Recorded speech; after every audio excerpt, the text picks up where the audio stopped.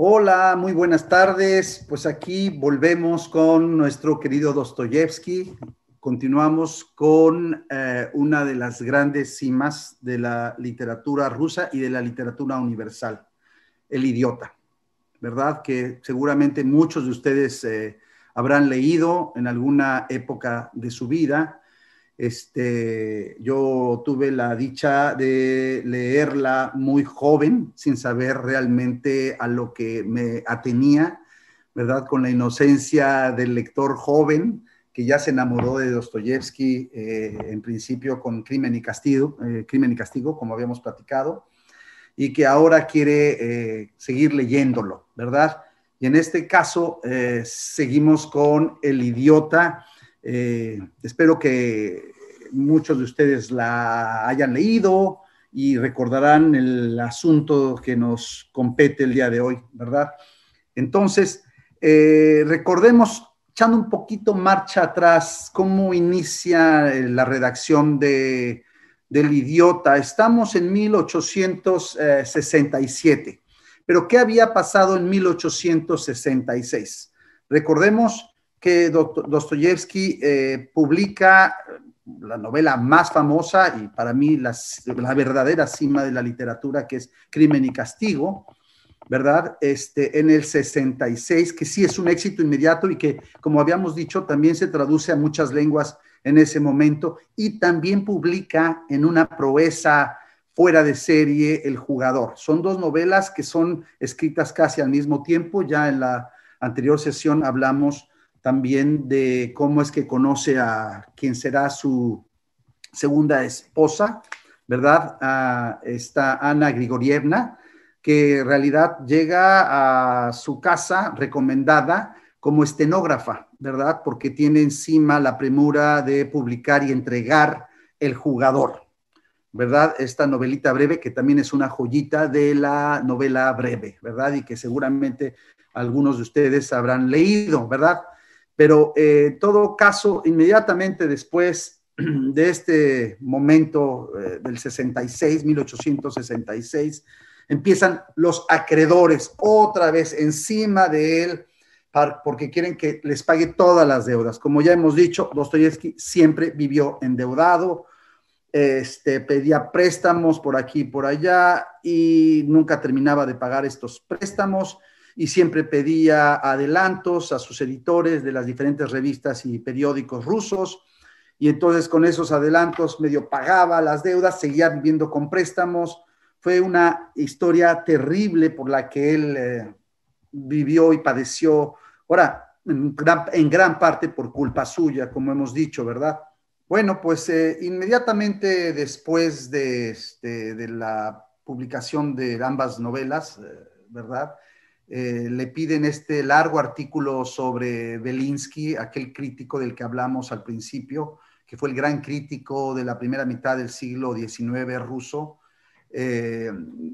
Vissarova Belinsky, ¿verdad? Y es un artículo largo, pero que es de las pocas cosas que han desaparecido de Dostoyevsky. Le llevó mucho tiempo, fue muy arduo para Dostoyevsky conseguir escribirlo, porque tenía, como ya hemos dicho, sentimientos encontrados con respecto a este crítico, con quien había compaginado y se había consubstanciado en una primera época, en los años 40, en pensamiento y en valores, ¿verdad? Pero que luego rompe con él definitivamente. Y ya sabemos que sin Belinsky no hubiera existido la fama de Dostoyevsky, porque fue Belinsky quien descubrió Pobres Gentes, ¿verdad?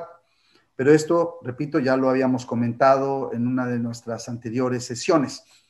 Lo saco a colación porque es en el 67 justamente que se dedica a este artículo, al mismo tiempo que sus acreedores están encima de él. No le queda más remedio a Dostoyevsky y a su nueva joven esposa, 20 años más o menos, calculo 20 años menor que él, de que escapar de Rusia. No hay otra manera para hacer frente a estas deudas, ¿verdad? No lo dejan ni trabajar, no lo dejan concentrarse, leer, y mucho menos escribir. Entonces salen a Dresde, ¿verdad? Con muy poco dinero salen a Dresde, y allí ya sabemos que este es el segundo viaje de Dostoyevsky. Ya había hecho uno antes en 1862, de donde surge aquel ensayito que también comentamos, ¿verdad? Donde hace la primera gran crítica a la Europa occidental. Entonces, este es el segundo viaje. Sin embargo, ambos creen que se van a ir por 3, 4 meses y en realidad terminan estando 4, casi 5 años, sobre todo en Alemania, ¿verdad? Ahí es donde van a pasar. Alemania, justamente el país que Dostoyevsky más detestaba de todos. Como ya vimos, detestaba Europa, toda la Europa occidental la abominaba, pero sobre todo Alemania y los alemanes. Y mucho de esto se nota en El Idiota. Constantemente está allí, se notan vislumbres de esta animadversión hacia todo lo alemán y a lo francés, por cierto. Bueno, entonces, empezada esta tarea, otra vez con El Idiota, empieza 3 veces la redacción, tenemos 3 borradores y sobre todo 3 diferentes libros de notas extensos que ya han sido publicados en ruso y en inglés, no en español, y que deberíamos publicar en México, ¿verdad? 3 libros de notas de Dostoyevsky sobre los posibles caminos, rumbos por los que va a seguir El Idiota. No se siente del todo satisfecho con ninguno hasta que por fin cree que ya dio en el clavo con la encarnación del príncipe Mishkin. Esa es la necesidad que tiene Dostoyevsky, es encontrar a ese personaje, que es muy interesante. En el primer borrador, en el primer libro de notas, con ese primer borrador, ¿verdad?, que todavía conservamos, se nota, el príncipe Mishkin no era un hombre bondadoso, un hombre bello, ¿verdad? Un hombre compasivo y un bienhechor. Era justamente lo contrario, era un personaje más bien hipócrita, un poco malvado, con algunas perversiones que ya prefiguraban o más bien venían antecedidas por otros personajes de la literatura dostoyevskiana.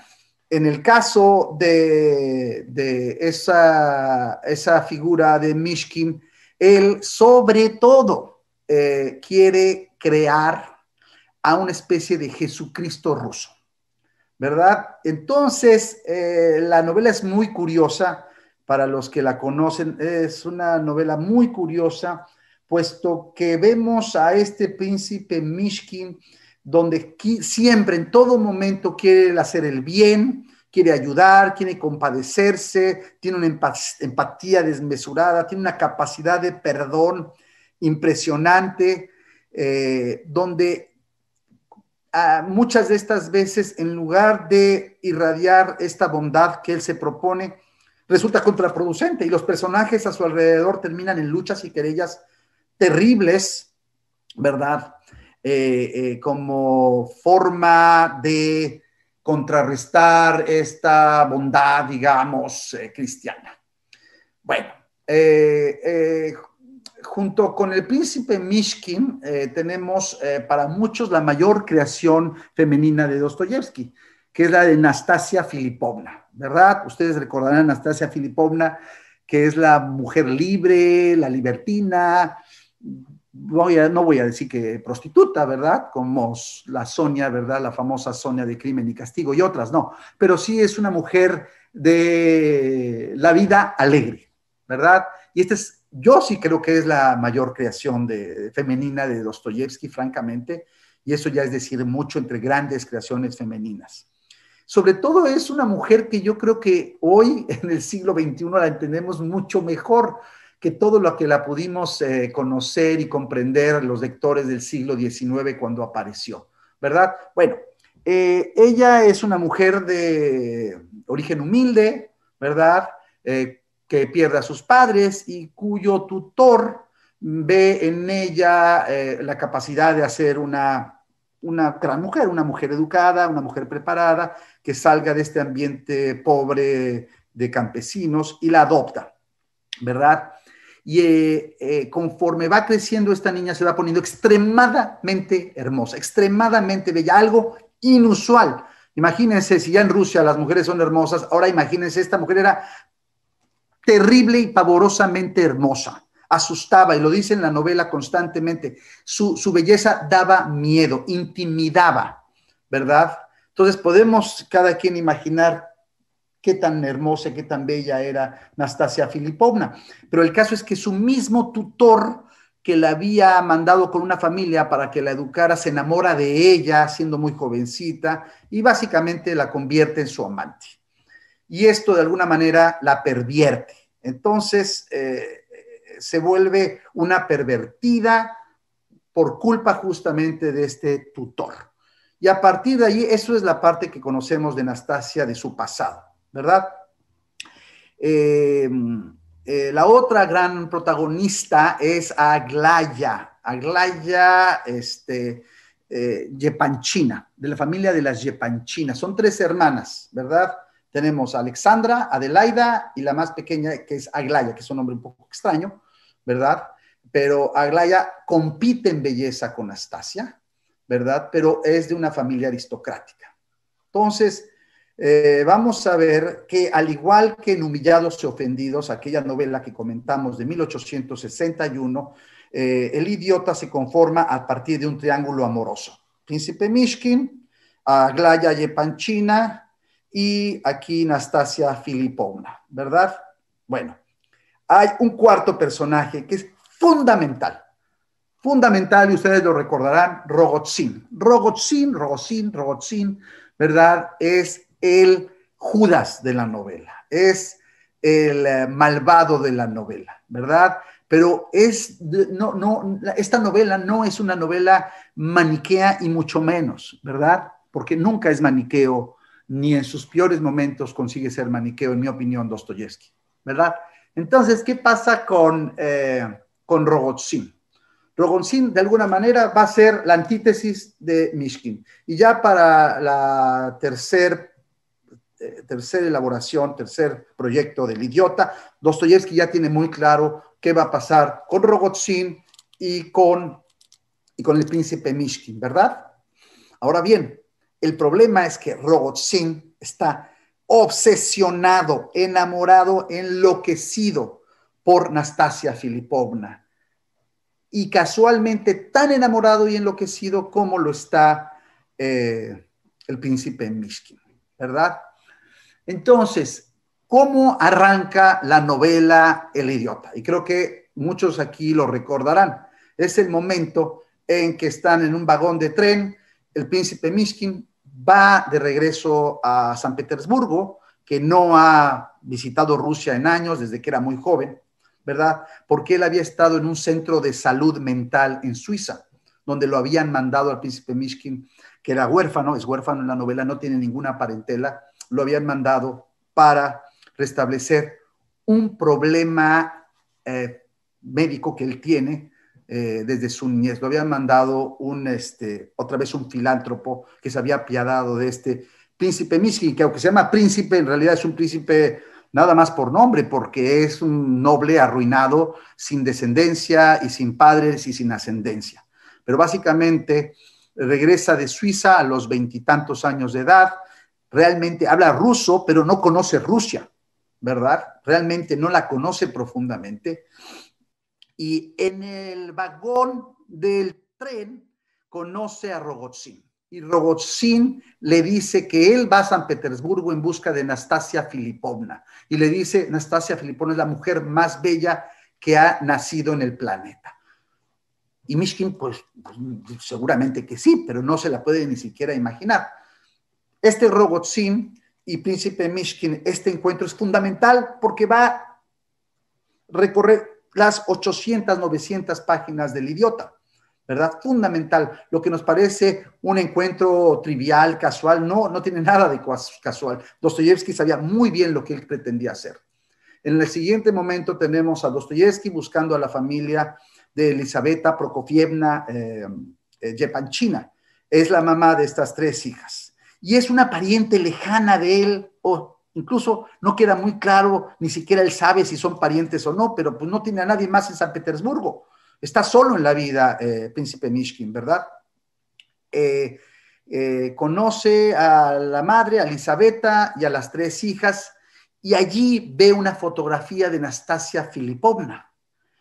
Y dice, esto es algo, seguramente debe haber sido un daguerrotipo. En la novela se habla de una fotografía, pero finalmente se prenda de la belleza de una mujer a través de una fotografía, y esto ya había sido anunciado, pergeñado en el vagón, recuerden, con Rogotzin.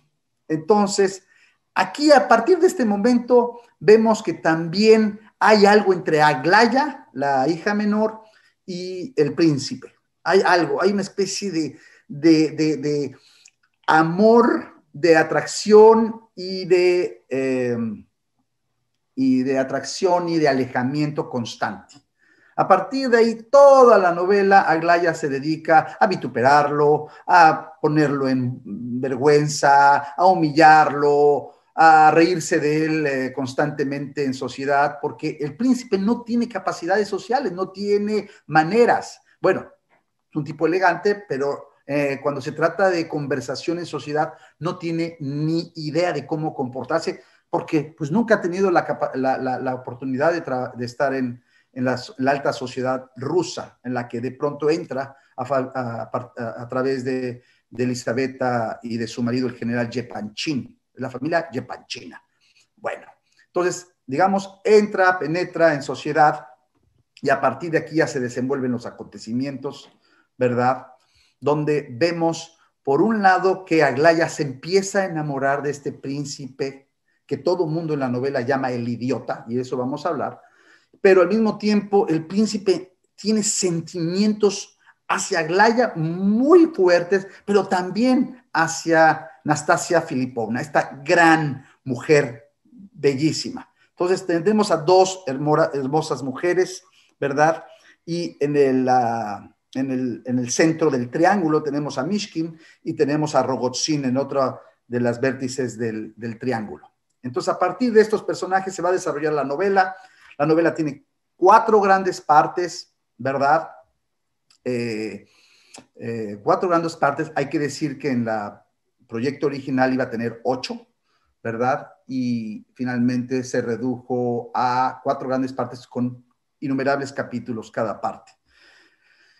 Bueno, tenemos que la primera parte, si hay un momento para mí que es un hito de esa primera parte, es el momento en que tanto Rogotzin como Gania es otro personaje a quien lo han puesto para que se case, este tutor que había pervertido a Anastasia, le pide que se case con ella para cubrir apariencias por dinero, donde 3 hombres quieren casarse con Nastasia Filipovna y a los 3 simplemente rechaza, y 3 que están, digamos, en términos de la aristocracia de ese momento, por encima de ella. Y sin embargo, ella se burla de ellos, no les hace caso y francamente incluso a Gania, por ejemplo, lo humilla. Y hay algo muy interesante con Nastasia. En la novela vamos a ver que varias veces está a punto de casarse, y todas las veces que está a punto de casarse deshace el matrimonio, se escapa de sus novios, ¿verdad? Ella es un personaje trágico, es el gran personaje trágico, en mi opinión, junto con Raskolnikov, ¿verdad? Y bueno, está Brolin también, ¿verdad? De los demonios. En todo caso, en la segunda parte de El Idiota tenemos esta, esta vuelta del príncipe Mishkin, que se ha ausentado de San Petersburgo por 6 meses, se nos dice, había estado en Moscú, no sabemos qué pasó en Moscú. Empezamos a escuchar rumores de que fue a Moscú en búsqueda de esta runaway bride, es decir, la novia que se había escapado de brazos de Rogotzin. Entonces el príncipe Mishkin va a Moscú a tratar de recuperarla. Entonces no lo consigue, regresa a San Petersburgo y vuelve a entrar en contacto con las 3 hermanas, otra vez entra en relaciones con Aglaya, ¿verdad? Aglaya tiene, por supuesto, varios pretendientes que en el fondo no la conmueven tanto como el príncipe, porque al príncipe, aunque lo desprecia, en el fondo está deslumbrada con el príncipe, porque es un tipo completamente inusual. Y aquí voy a hacer un paréntesis para comentar algo muy interesante. Hay 4 novelas o 5 textos que Dostoyevsky leyó para la creación del Príncipe Mishkin y los cuales él tenía muy, muy frescos al momento de recrear a Mishkin. Bueno, por un lado, Mr. Pickwick de Charles Dickens. Es una novela fundamental para todo Dickens, es fundamental, pero especialmente ese libro, cual leyó en la cárcel, que ya habíamos dicho en Omsk, cuando estuvo en Siberia. La otra novela, la más importante que influye en la creación del idiota, es Don Quijote de la Mancha. Esto ya está muy estudiado en cartas, epístolas de la época. Dostoyevsky lo dice, está muy clara, es evidente el parentesco entre Don Quijote y el príncipe Mishkin. De hecho, se habla del idiota como el Don Quijote ruso. Y el Jean Valjean de Los Miserables. Entonces, estos son 3 personajes que prefiguran, pero también muy interesante el Sigismundo de La vida y sueño de Calderón, que también leyó Dostoyevsky, ¿verdad? Y de alguna manera, lo mismo que este personaje que ha vivido encerrado en esta cueva, lo mismo, la metáfora se repite con el Mishkin que ha vivido en Suiza, que no se entera de nada de lo que está pasando en Rusia. Bueno, la diferencia con estos personajes y que Dostoyevsky quiso enfatizar fue que en el caso de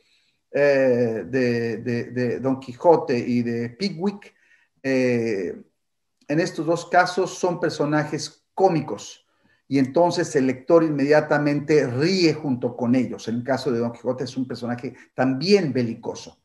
En el caso de Jean Valjean como sabemos, es un personaje que padece las injusticias sociales de su época, ¿verdad? Don Quijote no quería nada de esto porque pues es un príncipe, no va a sufrir, nunca sufre en la novela las injusticias típicas de su momento, por un lado. Por otro lado, tenemos que no es un personaje cómico para nada, al contrario, algunas veces es bochornoso. Hay escenas verdaderamente bochornosas en El idiota, ¿verdad? Pero bochornosas no porque sea un idiota verdaderamente, sino porque él es un tipo extremadamente lúcido y brillante, pero es tan bondadoso que lo que pasa por idiotez en realidad es inteligencia. Y Dostoyevsky tiene la inteligencia y la sutileza para hacernos ver a nosotros lectores. La sociedad, la aristocracia no lo ve, ¿verdad? Como nosotros o algunos lectores, él piensa, va a ser capaz de entender el alma de este personaje, de esta creación, que es el príncipe Mishkin, ¿verdad? Entonces, esto sí hay que tomarlo en cuenta a la hora de ponernos a leer el idiota y, por supuesto, Cristo. Entonces, antes de continuar con la historia del idiota, que algunos de ustedes recordarán ahora que se las estoy más o menos resumiendo, habría que decir algo que ya hemos comentado, y es el tema de la eslavofilia y el nacionalismo de Dostoyevsky, que está muy, muy patente a lo largo del idiota. Ya lo veíamos desde las anteriores novelas, a partir de ahora, después con los demonios, con el adolescente, hasta los hermanos Karamazov, es francamente insoportable, insoportable. Ya lo era insoportable para muchos de los lectores intelectuales de su momento, gentes como Turgenev o Alexander Herzen, ¿verdad? Que simplemente no entienden qué le ha pasado a este gran escritor. ¿Qué le ha pasado a partir de su regreso de Siberia? Y bueno, lo que le ha pasado es que frente a los occidentalistas que creen que el único rumbo para Rusia, para el progreso de Rusia, es copiar, emular las tradiciones y la cultura y los valores de la Europa occidental, de Inglaterra, de Alemania, de Francia, etcétera, ¿verdad? Existen justamente los contrarios, los eslavófilos nacionalistas que ven eso como el demonio, porque el verdadero camino es el del pueblo ruso, el alma rusa. Y esta alma rusa, ¿dónde se encuentra? En la Iglesia Ortodoxa, el Cristo ortodoxo. Ese es el camino que necesita Rusia para conseguir volver a ser la supremacía mundial que Dostoyevsky piensa que un día Rusia va a llegar a ser, ¿verdad? Y en El Idiota hay largas parrafadas donde, sobre todo el príncipe Mishkin, literalmente habla, ¿qué puedo decir? La forma en que defenestra a la Iglesia Católica, dice que es la iglesia del demonio, que es la gran ramera, que ha pervertido el cristianismo de Jesucristo, que nomás busca el poder y el dinero, pero que en cambio el cristianismo ortodoxo ruso es el único que ha sabido preservar y mantener el cristianismo primitivo, ¿verdad? Entonces, vemos que para el momento que escribe El Idiota, es un enemigo acérrimo de aquel socialismo utópico que él había abrazado en los años 40. Es un enemigo acérrimo de todos los nihilistas de su época, los anarquistas y de todos los grupos liberales que existían, incluso gentes como Bakunin o como Herzen, que es tan importante Herzen para la cultura rusa durante décadas, ¿verdad? O como el mismo Turgeniev, ¿verdad? Entonces, también contra esos arremete. Son muy pocos los que realmente intelectuales de su época que se suman a él, sobre todo Apollón Maikov, que es un gran poeta ruso de su época, que fue su gran amigo y quien estuvo constantemente mandándole epístolas desde Rusia, diciéndole las cosas que estaban pasando mientras que él estaba en este exilio que ya dije empieza en Dresde, que dura 4, casi 5 años, junto con Ana, su segunda esposa. Bueno, dije que era un paréntesis de la trama del Idiota, pero continúo con el momento del exilio. Se quedan en Dresde, recae en su vicio, ese que hemos comentado, su espantoso vicio, que es el juego. Otra vez había prometido como por la 50ª vez de que no recaería en el vicio del juego, y se da sus escapaditas a Baden-Baden o a otros balnearios donde se juega la ruleta, ¿verdad? Y a otros juegos de los que él está obsesionado. Y ya sabemos, siempre pensando que se va a hacer rico, va a ganar ese dinero que no tiene por sus libros, que él cree que se merece, pero que no le ha redituado como él se merecería, y por tanto con el juego lo va a ganar. Y en realidad es todo lo contrario. Con el juego pierde todo lo poco que le va entrando. Ana, pues realmente es una santa. Aguanta vara de manera y lo perdona, siempre regresa chillando, se le arrodilla a Ana, le pide perdón, le dice que no la merece, que es lo peor, pero que lo hace por el bien, para ganar dinero, y pues es una tontería. Él es consciente, en el jugador ya vimos que él es muy consciente de la estupidez de este vicio, ¿verdad? Ya lo vimos, su jugador es la gran crítica y sátira al juego, ¿verdad? Pero otra vez, ¿verdad? Otra vez recae, y en este tema, estando en Alemania y estando en Suiza, y decide que se van a ir de allá, se van a otro pueblo pequeño donde continúa la redacción del Idiota, y luego se van a Italia, a Milán, a terminar la novela. Entonces están en 5 lugares diferentes. El Idiota se escribe en 5 lugares diferentes en Europa, siempre mandando los capítulos por entregas, porque recordemos que en esa época, y Dostoyevsky, como tantos otros, enviaba las novelas por entregas, ¿verdad? Eran como folletines, ¿verdad? Aquí en este caso, en El Mensajero Ruso, que era un semanario, periódico, donde se hablaba de muchas cosas y siempre había entregas de algún novelista. Ya habíamos visto también que Crimen y Castigo salió junto con Guerra y Paz de manera alterna. Había salido 2 años antes. En este caso sale El Idiota, pero de manera muy poco organizada. ¿Por qué? Porque Dostoyevsky nunca es organizado. Entonces manda, por ejemplo, los primeros 6 capítulos de la primera parte, luego un mes no manda nada, luego se retrasa, luego cuando Ana Grigorievna se entera que está embarazada de quien va a ser su primera hija, él tiene que decirle a Katakov, que es el editor del Mensajero ruso, que le dé un plazo de un mesecito porque no puede con la suegra que viene para ayudar, con el embarazo de Ana, etcétera, etcétera, la pobreza, el frío, la falta de recursos, encima la escritura del idiota, no puede con todo, y entonces pide un plazo, se retrasan las entregas del idiota, pero otra vez la retoma cuando se mudan a una nueva casa, hasta que por fin nace su primera hija, a quien le pone Sonia, pero no Sonia, según esto, por la prostituta de Crimen y Castigo, sino su sobrina favorita se llamaba Sonia. Entonces decíamos que nace Sonia, su primera hija, y que entonces Dostoyevsky es el hombre más feliz junto con Ana, a pesar de la pobreza y la estrechez económica en la que están viviendo en ese exilio en 1867, ¿verdad? 1868, 67, 68.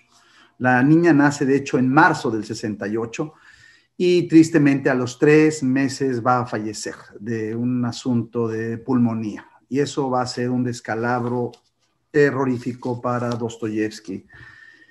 Hay que decir que para toda esta cantidad de tragedias que se suman en su biografía, recordemos que él había prometido a Mijail, su hermano mayor, hacerse cargo de todos sus hijos y de la viuda cuando éste murió, ya lo habíamos comentado.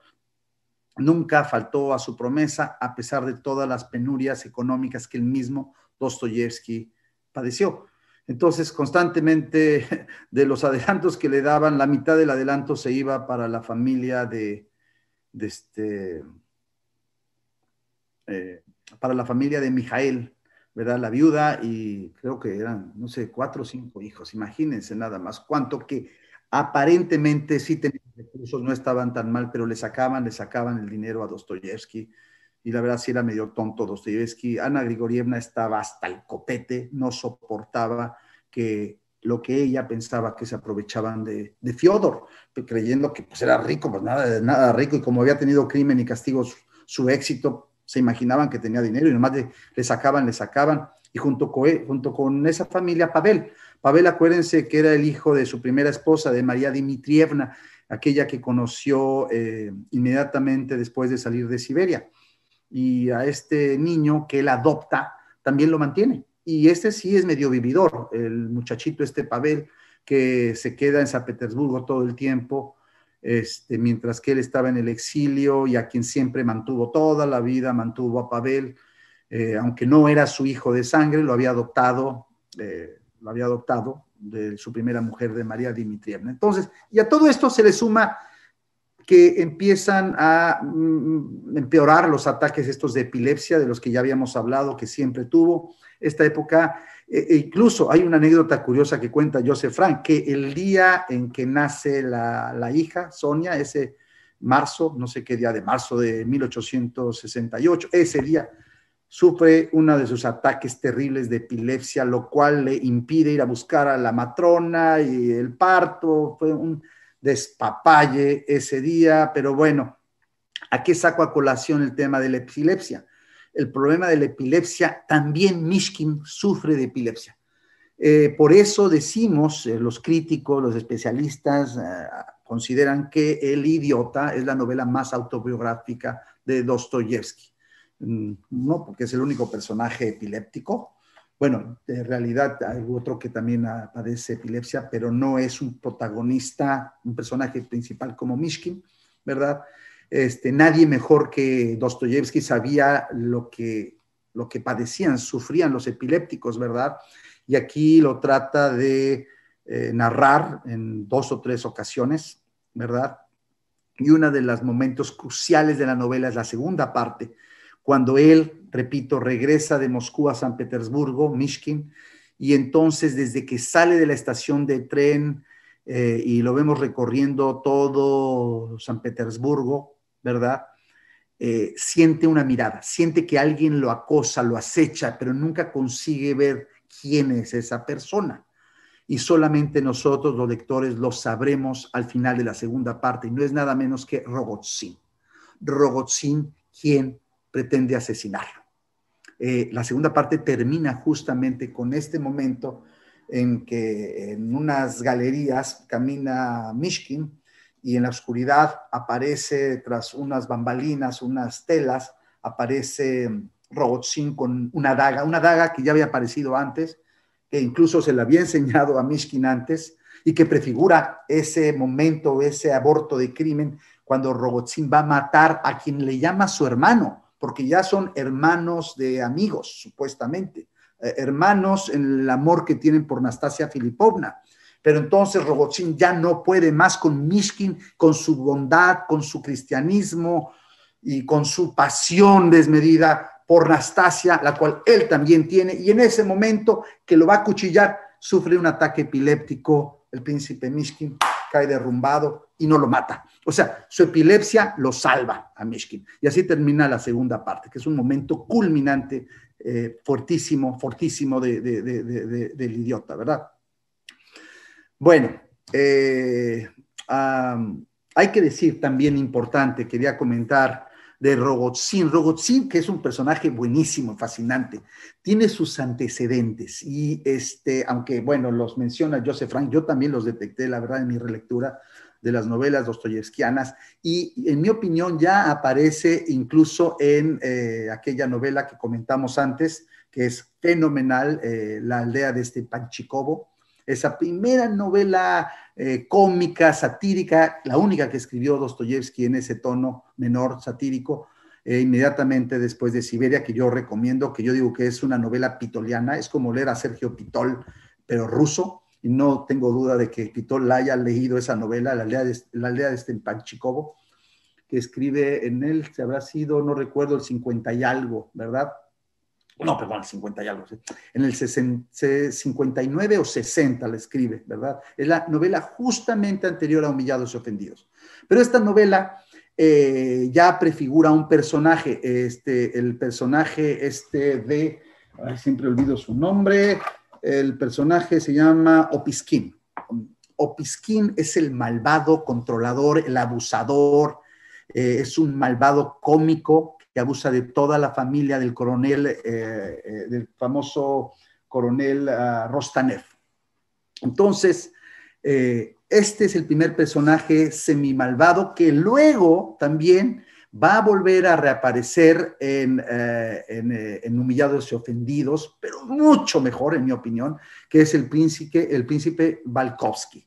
Para aquellos que tengan fresca Humillados y Ofendidos, que a mí me parece, sigue pareciendo una gran novela, ¿verdad? Joseph Frank no la considera, la pone como una novela débil, etcétera. En este caso, aparece este personaje maravilloso, que es otra vez, uno de esos pervertidos, perversos, gentes aristócratas fríos, ¿verdad? Como el de las relaciones peligrosas, ¿verdad? Es el príncipe Valkovsky. Luego, este personaje evoluciona en el famoso Svidrigailov. No sé si ustedes recuerdan, Svidrigailov ya lo habíamos dicho en Crimen y Castigo, ese es el personaje, otra vez el malvado, pervertido, ¿verdad? Que anda atrás la hermana de Raskolnikov, ¿verdad? Y que está dispuesto a todo, ¿verdad? Todas las injusticias, es ratero, es criminal, es abusivo, es traidor, etcétera. Y luego tenemos finalmente a Rogozin, ¿verdad? Que luego en Los Endemoniados reaparece esta figura del malvado con Stavrogin, ¿verdad? Y finalmente con Dmitri Karamazov. Entonces hay como una especie no de herencia, de aire de familia, ¿verdad? Que van heredándose de una novela a otra, el personaje del malvado. En este caso, Rogozin, ya dijimos, está profundamente enamorado, pero ese sí está profundamente enamorado de Nastasia Filipovna y no quiere salvarla. La ama con pasión, pero no quiere salvarla. A diferencia de Mishkin, que sí quiere salvarla, ¿verdad?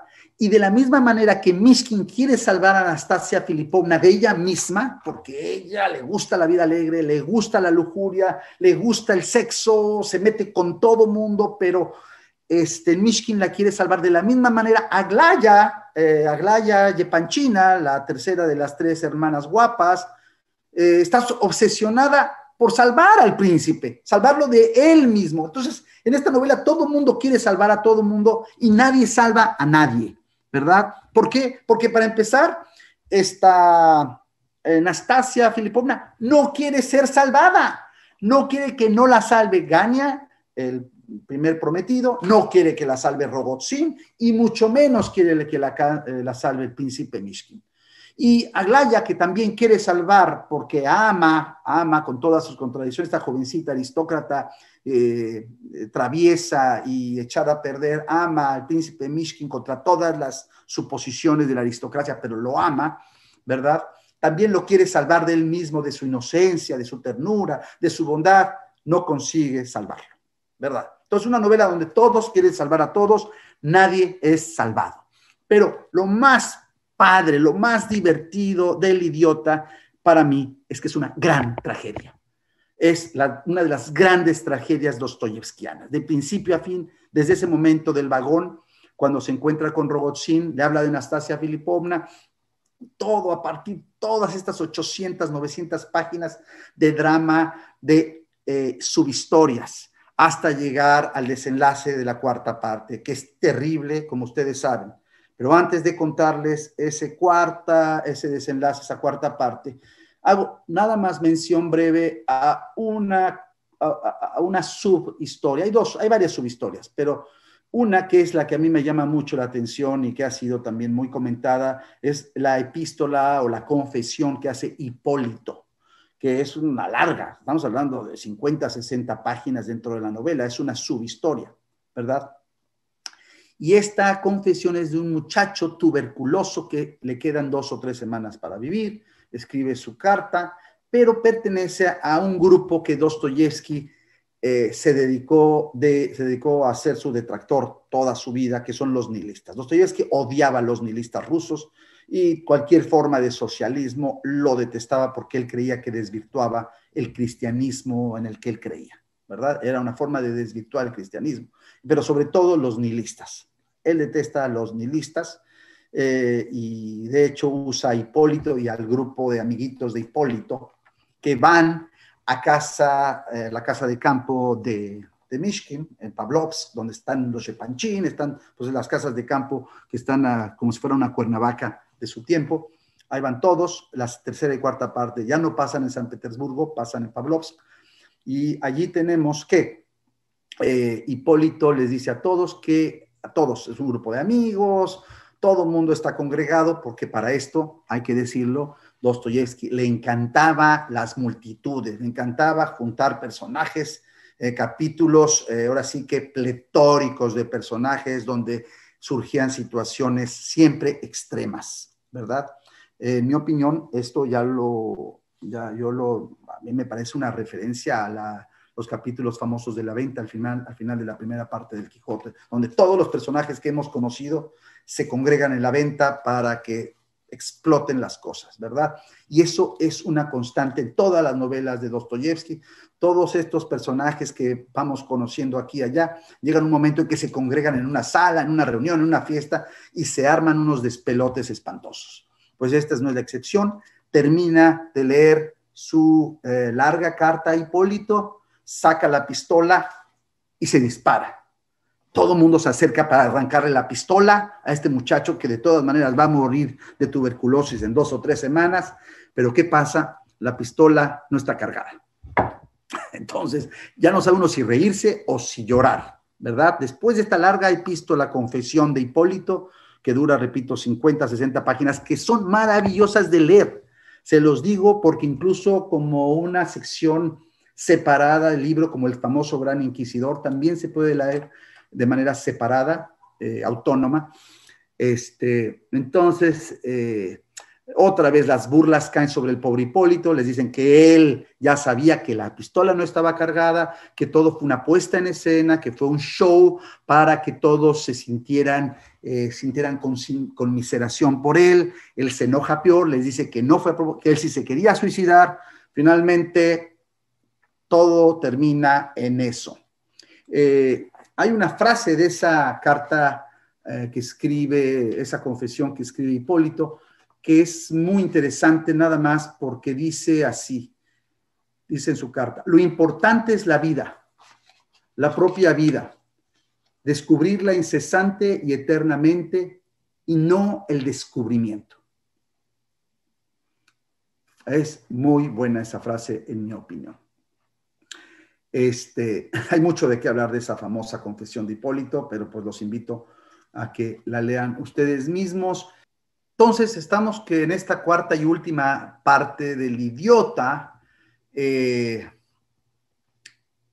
príncipe Mishkin acepta como prometida a Aglaya, puesto que ya Nastasia Filipovna ha vuelto a desaparecer de Pavlovsk.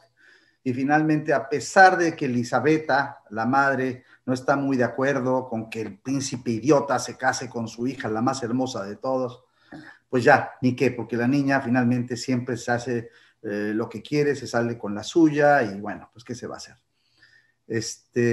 Para esto, es un enredo. La chica es un enredo, constantemente es de una ambigüedad, cuando no está claro si realmente ama, no ama. Al final descubrimos que siempre amó al príncipe Mishkin, esta muchachita Aglaya, ¿verdad? Pero que lo escondía y por eso era muy difícil entender sus motivaciones extrañas, ¿verdad? Lo que realmente ella traslucía y lo que realmente sentía por el príncipe. Pero al final queda claro que se comprometen, pero en ese momento llegan 3 cartas de Nastasia Filipovna, 3 cartas que le escribe a ella, ¿verdad? Donde, perdón, esto es antes, Nastasia le dice en esas cartas a Aglaya que se case con el príncipe. Y Aglaya se molesta, pues está, ¿por qué se mete en lo que no le importa? Yo voy a hacer lo que yo quiera, y si me caso yo con el príncipe, lo hago porque yo quiera. Pero al mismo tiempo ella tiene sentimientos encontrados, porque se siente que Nastasia le está dejando las obras. Aquel hombre que ya despreció en las primeras 2 partes, con quien no se casó, aquella prostituta golfa, zorra, pervertida, que tuvo la desfachatez de despreciar a Mishkin, a pesar de que le entregó todo su amor. Ahora me dice que yo me casé con él, nada más faltaba más. Y entonces pide a un amigo que organice una reunión con Nastasia Filipovna. Y Nastasia Filipovna va a Pavlovsk y se reúnen las dos, se reúne Rogozin, se reúne Mishkin, los 4 personajes de la novela encerrados en un salón. Y ese es, para mí, no solamente el mejor capítulo de la novela, sino uno de los mejores capítulos de Dostoyevsky, en lo que se dicen y lo que se callan, sobre todo ellas dos. Porque Rogozin calladito, Mishkin calladito, y nomás vemos ahora sí que a las 2 mujeres en batalla campal, ¿verdad? Sabemos que en el fondo las 2 sí aman a Mishkin. También Nastasia Filipovna ama a Mishkin, pero él se lo dice 1000 veces. No te merezco. ¿Por qué te quieres casar conmigo? Yo soy una golfa. No te merezco. Entonces, lo mejor que te puede pasar es que me desaparezca yo de tu vida. Déjame en paz. Pero friegue a lo largo de 800 páginas, Mishkin la quiere salvar. La quiere salvar. Y aquí creo que ya queda muy claro por qué la quiere salvar. Porque es María Magdalena. Esa es una lectura clara, muy evidente. Es María Magdalena, que no sabe que a pesar de ser una pecadora, él, Mishkin, Jesucristo ruso, puede redimirla. Lo mismo, recuerden que Raskolnikov quiso redimir a Sonia. Constante, es una constante en Dostoyevsky, esta necesidad de redimir, esta necesidad de estar salvando, ¿verdad?, a todo el mundo, a pesar de que esas personas no se quieren salvar. Y ese es el patos. Ahí está el pathos de la tragedia, justamente, ¿verdad? Donde libremente, a pesar de mí mismo, busco mi perdición.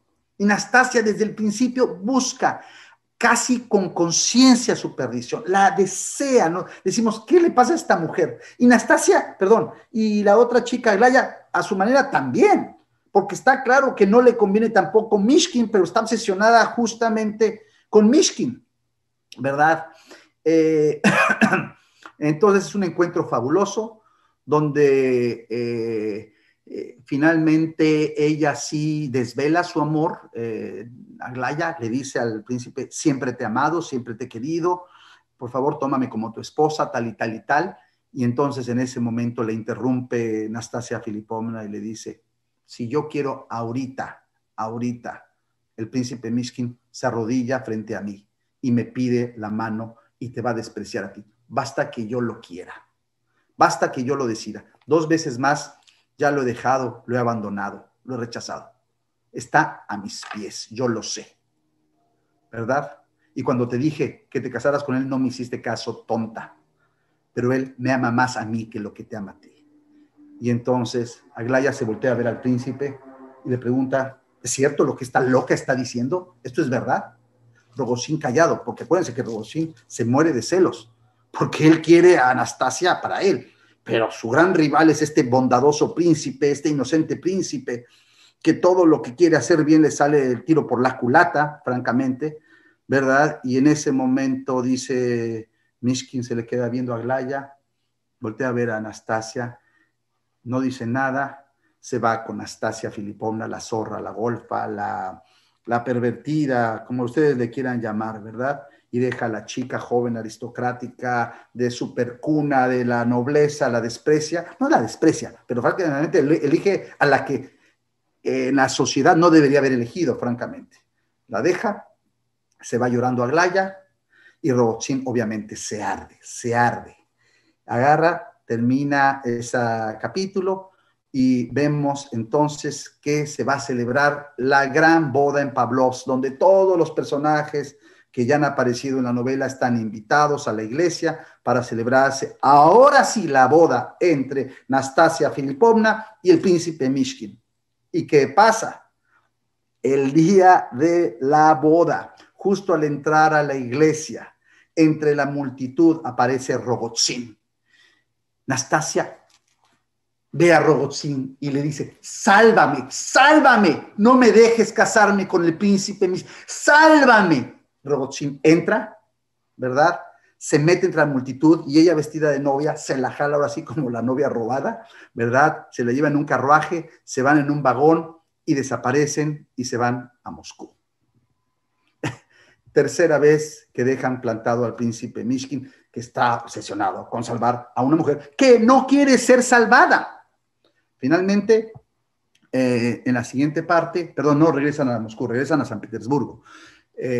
Al otro día, no al otro día, a la semana creo, va el príncipe Mishkin a San Petersburgo. No entendemos que no le ha quedado claro todavía a este señor y regresa en búsqueda de Nastasia Filipovna para ver qué diablos, qué pasó. Y finalmente sabe dónde la va a encontrar. Sabe que con Rogozin iba a la casa de Rogozin. Que por cierto, digo, esto es un paréntesis, la casa de Rogozin es una casa lóbrega, con muchos pasadizos, pasillos y cuartos adyacentes, como vetusta, de gente rica arruinada, donde vive una madre viejita que está medio retardada, hay una criada, ¿verdad? Una casa, una mansión grande, parece que era un comerciante de dinero el padre Rogozin, ¿verdad? Entonces, todo es un ambiente que a mí me recordó muchísimo, por cierto, otra novela maravillosa que se llama Sobre héroes y tumbas de Sábato. Ese ambiente oscuro, esos cuartos, esas habitaciones, estas salas que aparecen constantemente en la novela de Sábato, para mí que las leyó aquí, Sábato las leyó del idiota, francamente, porque son muy parecidas. Pero dicho esto, vuelvo al asunto, finalmente después de buscarlo, lo encuentra, paz bien, otra vez Rogozin encuentra al príncipe y le dice en la calle, me has estado buscando, ¿verdad? Sí, todo este tiempo te he estado persiguiendo. O sea, Mishkin buscando a Rogozin y Rogozin en el fondo siempre buscando o acechando, espiando a Mishkin que lo está buscando a él. Como juego del gato y el ratón, finalmente le dice, ven a la casa. Entran en la noche a esta casa, a esta mansión arruinada, en penumbras. Entran y le dice, quiero ver a Anastasia, le dice Mishkin. Y le dice, bueno, pero ven, entra. Pero ya una vez Rogozin quiso matar a Mishkin. O sea, pues, ¿qué le pasa a Mishkin? Básicamente está yendo a su calvario. O sea, Judas Iscariote, básicamente. Y sin embargo, en ese momento creemos que obviamente, pues Rogozin se va a echar a su hermano, ¿verdad? Mishkin, y entran por estos pasillos, estas recámaras, entran a un cuarto y allí sobre la cama le dice, está Anastasia Filipovna, se acerca, el príncipe Mishkin está muerta. Ya la asesinó con aquella daga que Rogozin iba a asesinar, en la segunda parte iba a asesinar al príncipe Mishkin, ¿se acuerdan? Bueno, pues ahora la asesinó. Es decir, no hay otra manera, básicamente, con Anastasia Filipovna. La única manera de mantenerla quieta es lo que tuve que hacer, asesinarla. Y es curioso, el príncipe Mishkin, en lugar de enojarse, está tranquilo, es aquiescente, como que de alguna manera entiende, lo llena de pesar la muerte de la mujer que amaba, ¿verdad? La que quiso salvar de ella misma, la que quiso salvar de Rogozin, pero que nunca se quiso dejar salvar por nadie, ¿verdad? Que quiso vivir, apostó por la vida alegre, ¿verdad? Esa vida que para su época era, olvídense, la que no se debe de vivir, ¿verdad? Que para nuestra época diríamos, no, oye, déjenla vivir su vida, no quiere casarse con nadie, esta mujer no quiere casarse con nadie, ni con Gania, ni con Rogozin, ni con Mishkin, ni con nadie, ¿verdad? Entonces, de alguna manera, está anunciada la muerte de Anastasia desde el principio, desde la escena del vagón, cuando le dice a Rogozin, mira, voy en busca de la mujer más bella de Rusia, ¿verdad? Y aquí hay una parte muy curiosa, porque hay una cosa medio de latencia homosexual, porque entonces juntan las dos camas, un diván y una cama, Rogozin, y le dice, durmamos juntos. Y esa noche duermen juntos, no pasa nada, pero duermen juntos, y el príncipe Mishkin se dedica a acariciarle la cabeza, a compadecerse de él porque está llorando Rogozin de lo que hizo, toda la noche hasta el amanecer, en que entran los inspectores, las autoridades, ven el crimen, se llevan a Rogozin, y así termina la novela. Aglaya nunca se casa con Mishkin, nunca se casa con Mishkin, y por otro lado, Anastasia muere asesinada, Rogozin va 20 años a Siberia, y el príncipe Mishkin termina otra vez en un sanatorio en Suiza, como cuando empezó la novela. Entonces, estamos hablando de una novela que, ¿cómo poder decirlo? Si ya había alcanzado la cumbre de la tragedia con Crimen y Castigo, era muy difícil, en mi opinión, poder conseguir esas alturas nuevamente, y sin embargo, yo creo que lo consigue. Dostoyevsky lo consigue, es otra tragedia, es una novela más o menos del doble de tamaño de Crimen y Castigo, ¿verdad? Aunque es todavía más pequeña que Los Hermanos Karamazov y Los Endemoniados, pero que abunda y que abarca muchísimo, muchísimo, son cantidad de personajes. Traté de aquí hacer un resumen lo más básico. Hay cantidad de cosas que no estamos contando. Yo los invito a que se acerquen. Si ya la leyeron, vuelvan a leer, ¿verdad? Y si no, pues léanla por primera vez, ¿verdad?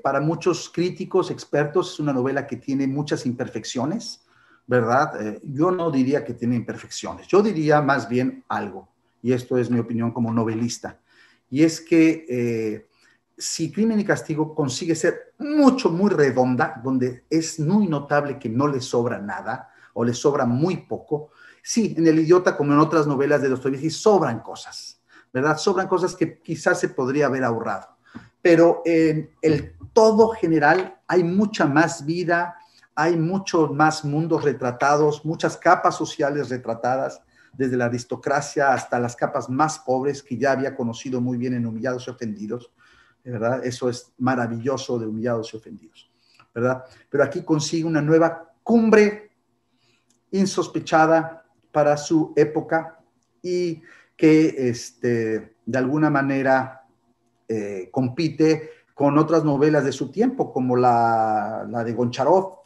Oblomov de Goncharov, Guerra y Paz, que justamente había aparecido 2 años antes, ¿verdad? Ana Karenina, que va a aparecer posteriormente, y las novelas de Turgeniev, ¿verdad? Su gran competencia, su amigo, enemigo, su rival, este gran personaje que es Turgeniev, ¿verdad? Que es como el Flaubert de su época, que hoy, pues desgraciadamente no se lee tanto, pero que deberíamos de leer, ¿verdad?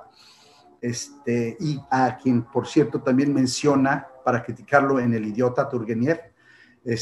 Y bueno, pues por ahora dejemos el tema del idiota y pasaremos a otra cosa en muy poco tiempo. Gracias.